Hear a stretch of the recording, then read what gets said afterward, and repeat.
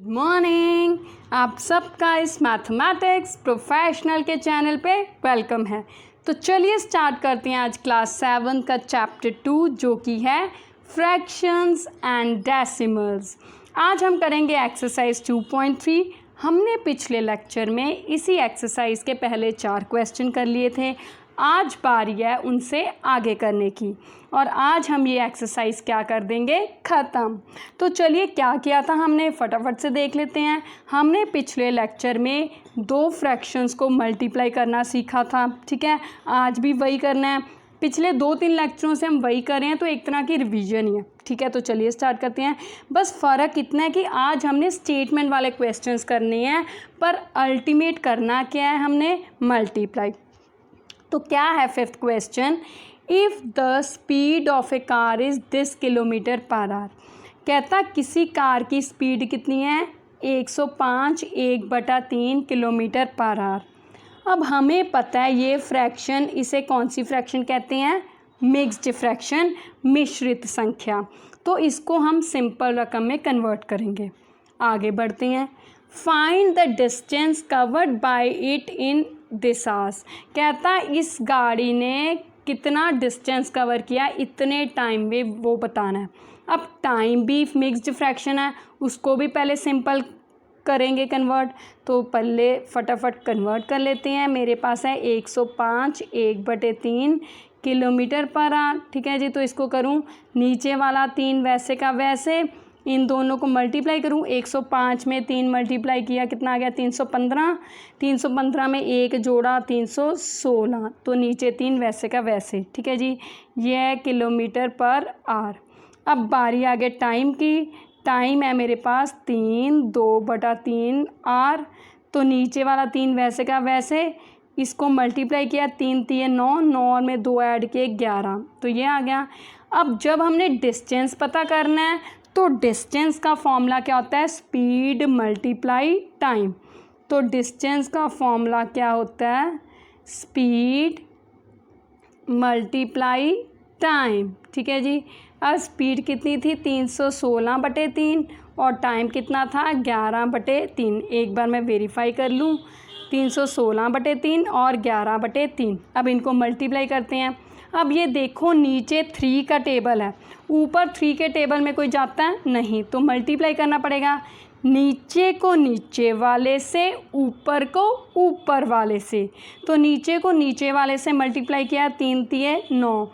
अब इसको इससे करूं, अगर आपको याद हो तो मैंने 11 से मल्टीप्लाई करने का एक सौखा तरीका बताया था। क्या, जिस रकम को मल्टीप्लाई करना है उसको लिख लो, दोनों कोनों पे कॉर्नर्स पे 1-1 ज़ीरो डाल लो, और अब जोड़ करना है, मल्टीप्लाई नहीं।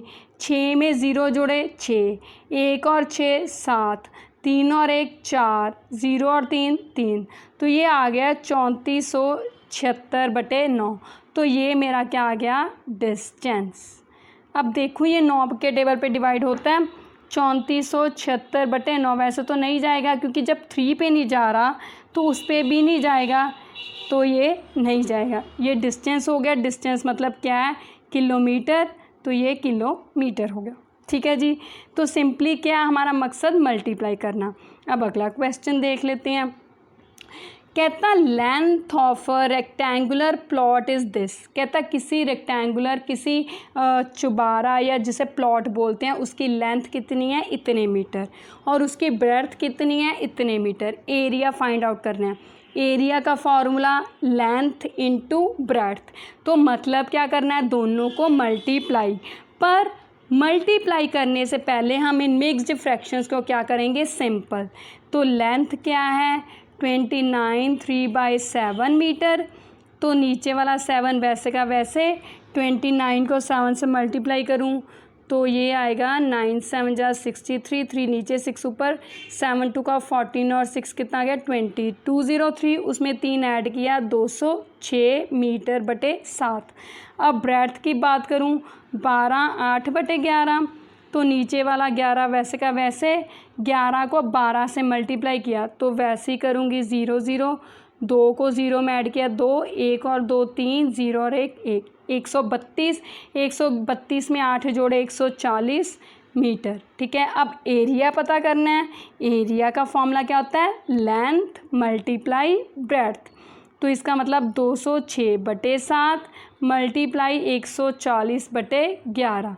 अब ये 7 के टेबल पे मुझे लग रहा है, मेरे ध्यान में जो आ रहा है कि ऊपर और नीचे में से 7 के टेबल पे कट हो रहा है। कैसे?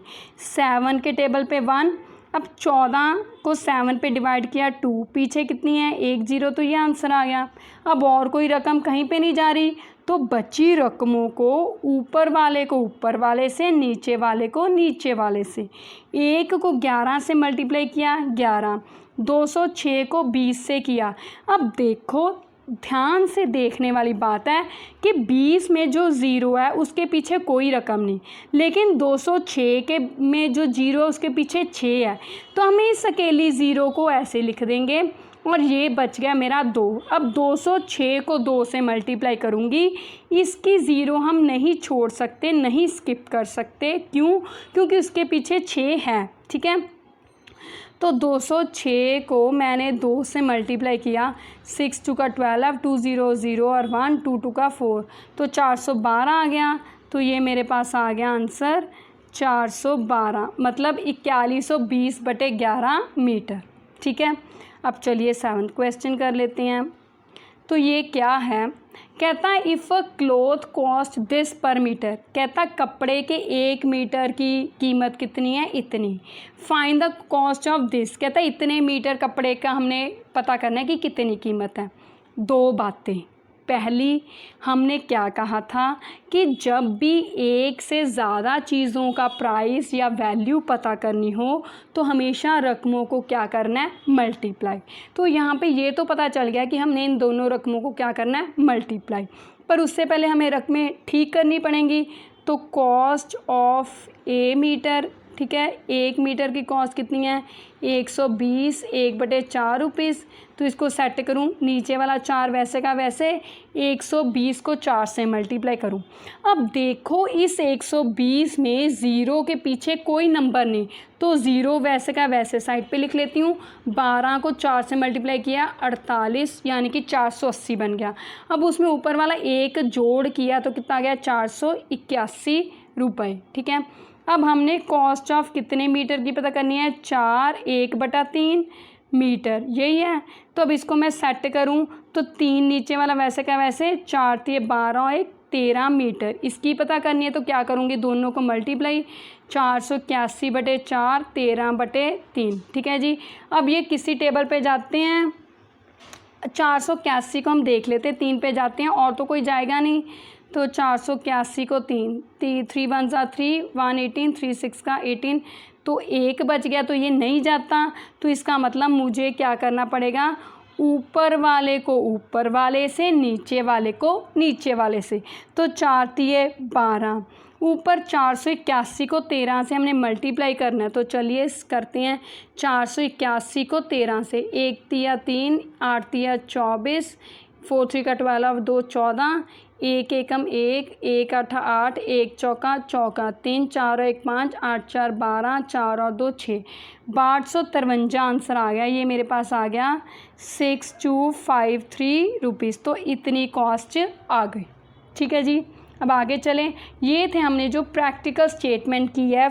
हमने इन 3 क्वेश्चनों में क्या किए हैं? अल्टीमेटली मल्टीप्लाई फ्रैक्शंस की। पर 2 चीज़ें और की। पहले जो फ्रैक्शंस है वो मिक्स्ड दी हुई थी, हमने उनको पहले ठीक किया, सिंपल फ्रैक्शंस में कन्वर्ट किया, फिर स्टेटमेंट के अकॉर्डिंग क्या किया? मल्टीप्लाई। ठीक है, अब चलते हैं आगे। जो क्वेश्चन है हमारा 8th, जो कि बहुत आसान है, MCQs, हमारे फेवरेट टॉपिक। तो चलिए, 1/4 ऑफ 8/3। अब ऑफ का मतलब क्या होता है? मल्टीप्लाई। तो 1/4 को हमने 8/3 से मल्टीप्लाई किया, तो 4 के टेबल पे कट हो सकता है। 4 1 4, 4 2 का 8, तो आंसर क्या आ गया? 2/3। तो ऑप्शन इसमें ये रही। अब ये है, तो इसको अगर मैं देखो, अब ऊपर और नीचे में से दूसरे पार्ट में देखो, ऊपर और नीचे में से किसी टेबल पे कट होते हैं 2 के टेबल पे। तो अगर मैं कट करूं, 2 1 2, 2 1 2, अब बची रकमें किसी टेबल पे होती हैं 3 के टेबल पे, तो ये भी कट कर दिया। अब ऊपर क्या बचा 1, नीचे भी क्या बचा 1। नीचे वाला 1 लगाओ ना लगाओ फ़र्क नहीं पड़ता, तो आंसर क्या आ गया 1। ठीक है जी। Last part, the value of a product of 2 proper fractions. कहता किसी भी 2 प्रॉपर फ्रैक्शंस को मल्टीप्लाई करके जो आंसर आता है वो क्या होता है, ये 4 ऑप्शंस में से देखना है। अगर हम रिवाइज़ करें, थोड़ा सा पीछे चलें, प्रॉपर फ्रैक्शंस जिनकी ऊपर वाली रकम छोटी नीचे वाली बड़ी। अब 2 मैंने ले ली, दोनों को मल्टीप्लाई किया, 3 एकम 3, 5 दूनी 10, तो ये आंसर आ गया। तो ये देखो जो आंसर आया, ये आंसर इससे हर अकेली रकम से क्या है, छोटा है ना, क्योंकि ये ऊपर 3 है नीचे 10 है, यहाँ पे ऊपर 3 नीचे 5, तो ये छोटा है। इसका मतलब ये क्या होगा, lesser than both of the proper fractions, मतलब दोनों अकेली फ्रैक्शन से छोटा होगा। ठीक है, तो चलिए अब आगे कर लेते हैं। लास्ट क्वेश्चन क्या है, 9th, check if the following equations are true और फॉल्स। बताना है ये दोनों सही है कि गलत। तो पहला पार्ट करते हैं, लेफ़्ट हैंड साइड लेंगे। अब ये कैसे बताएगा, ये मुँह ज़बानी तो हम बता नहीं सकते, तो पहले लेफ़्ट हैंड साइड सॉल्व करेंगे, फिर राइट हैंड साइड को सॉल्व करेंगे, देखेंगे सेम है कि अलग गलत है। ठीक है, तो ये है 1 2/3 इंटू 4 5/7। तो इसको सेट करूँ नीचे 3, 3 1 ज़ा 3 और 2 5/3 इंटू नीचे 7, 7 4 ज़ा 28 और 5 कितने हो गए 33। अब ये 3 के टेबल पे कट हो रहा है, कैसे कट हो रहा है, यहाँ 3 1 ज़ा 3, 3 11 ज़ा 33। अब क्या बच गया, 5 और 11 को मल्टीप्लाई किया 55/7 1 ज़ा 7, ये आ गया। तो अब ये देखो ये आ गया। अब इसको मैं सॉल्व करती हूँ राइट हैंड साइड को। राइट हैंड साइड है मेरे पास 4, एक बार हम देख लें, 4 10/21 ये है। तो 21 नीचे वाला वैसे ही, 21 को 4 से मल्टीप्लाई किया 84 हो गया, उसमें 10 ऐड किए तो कितना हो गया 94, ये आ गया। अब ये किसी टेबल पे जाता है, 7 के टेबल पे जाता है, 7 के टेबल में जाते हैं, देखो 94 है, 7 1 ज़ा 7, 9 में से 7 गए 2 24, तो ये तो जाता ही नहीं, 7 के टेबल पे भी नहीं जाता है ना। और किसी टेबल पे जाता है, देखो 13 पे भी नहीं जाता, 3 पे जाता है, नहीं 3 पे भी नहीं जाता, तो ये किसी टेबल पे नहीं जाता। तो देखो अब मेरी बात सुनो, लेफ़्ट हैंड साइड मेरे पास राइट हैंड साइड आया 94/21, लेफ़्ट हैंड साइड आया 55/7, तो ये दोनों अलग अलग हैं। तो इसका मतलब left hand side is not equal to right hand side, तो क्या है फॉल्स। तो आंसर क्या है फॉल्स। ठीक है, अब ये देख लेते हैं ये बराबर आता है कि नहीं। तो 3/4 इंटू 2/3 है, लेफ़्ट हैंड साइड लिया पहले, 3 के टेबल पे कट किया, 3 1 ज़ा 3, 3 1 ज़ा 3, तो अब क्या बच गया 1 इंटू 2 सॉरी ये 1/4 2/1। अब ये 2 के टेबल पे कट करूँ मैं, तो 2 1 ज़ा 2, 2 2 ज़ा 4, जो आंसर बच गया उसको ऊपर वाले को ऊपर वाले से, नीचे वाले को नीचे वाले से, 1 1 ज़ा 1, 2 1 ज़ा 2, ये आंसर आ गया। अब राइट हैंड साइड ले लेते हैं, 2/3 इंटू 3/4। अब ये भी सेम, 3 के टेबल पे 3 1 ज़ा 3, 3 1 ज़ा 3।